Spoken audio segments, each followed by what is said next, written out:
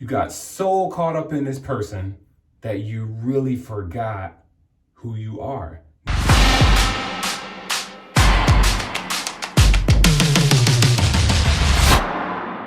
This video is going to talk about your happiness, your personal happiness, and your happiness as a joint couple. You deserve to be happy. I don't care what anyone tells you. I don't care what your belief system is. I don't care what books you're reading. You have a limited time on this earth. And if you are in a state that you are unfulfilled, I don't care who you are or what you're doing, you do not deserve that. This day, this time, this era that we are in, that you are existing in, I want you to know that if you're in whatever relationship or whatever marriage you're in, you are meant to do more than cook and clean and take care of the kids and repeat the cycle, right? What your relationship should be is something that grows beautifully together, complements each other together, and it inspires others to want that love, to want those things that they see in both of you as a joint couple. I started to make this video about how to go through a divorce, the steps that you take to initially get started, because people have asked for that. I think before I get into that we really should talk about discussing those things and having the hard conversations or the uncomfortable conversations with your significant other to talk about what makes you happy, what it will take to make you happy, and how you can get on the right track to satisfying one another. Because if you're giving 100% of your effort to her and he is giving 100% effort to you, then I think that's a pretty good recipe for you all to be successful. I am not a fan of divorce, right? I cannot stand the D word, right? I call it the D word. Or if you've gotten over to that place, I call it getting your invitation to the D League, you know? We want to do everything that we can to not get there. This roommate marriage that you have going on, that is not a relationship. And why are you dealing with this roommate marriage or roommate, relationship that you have? Because it's convenient. Because you don't want to pack up and move. You don't have the money to pack up and move. Both of you are barely meeting whatever bills you have to cover jointly anyway. And you got these kids together, so stand together for the sake of the kids. I'm gonna tell you something. I've read books on this. I've been in this situation, and I will end ultimately by saying kids are resilient, right?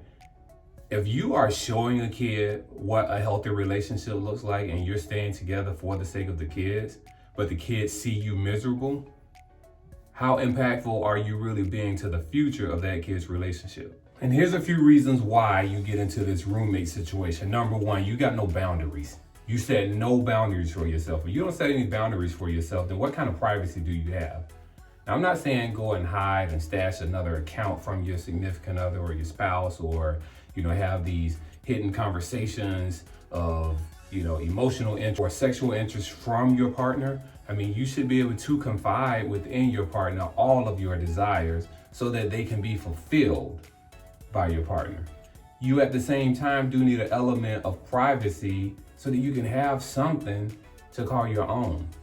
Because at the point where you have no boundaries, there's nothing interesting left. I mean, they can read you like a book. How entertaining is it for you to read the same book cover to cover and know exactly what the book is going to say every time? Or maybe that does it for you. I don't know. Compatibility. That's another big thing that causes the roommate issue. If you're not compatible, there are some benefits to that. You can teach each other something. You can introduce the other person to something else. You can get the person into a mode of keeping it fresh, keeping it interested. At the same time, if you are not interested, you may absolutely hate what the other person is doing. You will never want to get on a gaming console.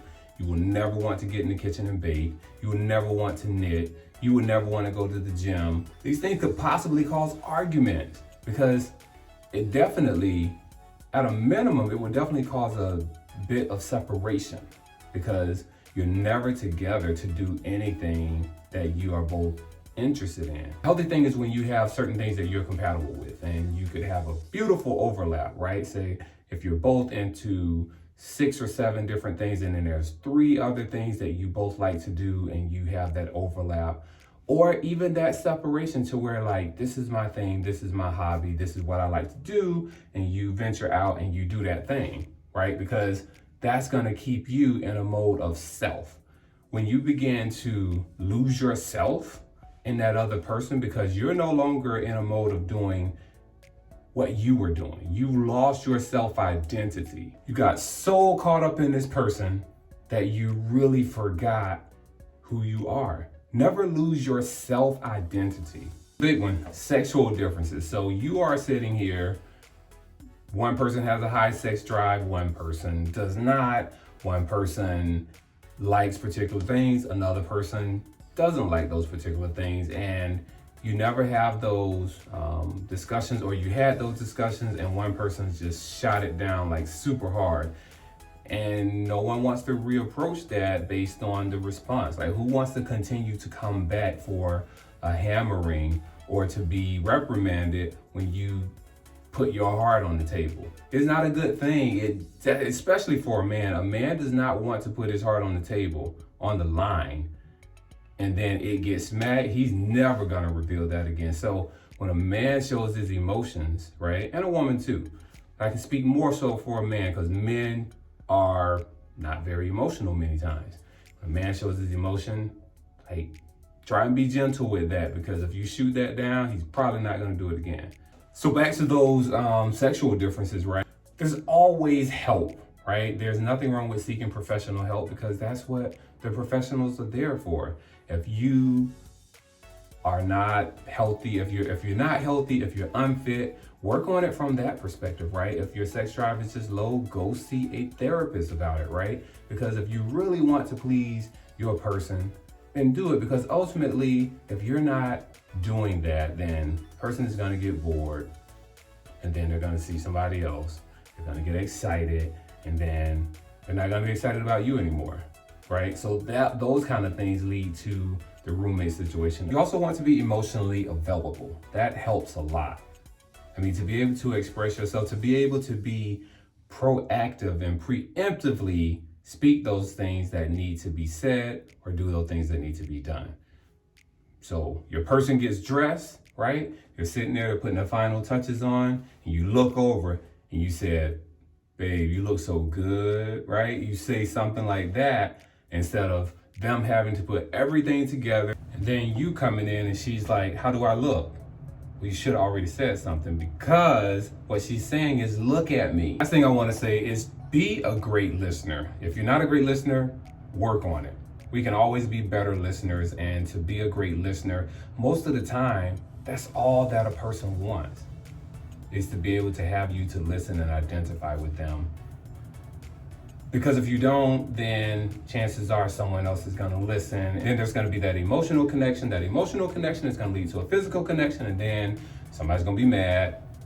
It's not gonna be pretty. And I want you to look pretty. I want you to be good. I want you to have beautiful, healthy, flourishing, thriving relationships. So that's all that I got on this one. I thought before I talk about something so down, like, this is how you do that divorce thing, that I would speak to empower the relationship, to keep things together, to do those things that aren't being done, to make sure that you can put things back on track. Because I'm hopeful. I believe in recovery. I believe in increasing what's there, and I believe if you just put a little water and put the sunshine on it, that things will grow. And not just grow, I'm talking about thriving, you hear me? And that's what I want for you.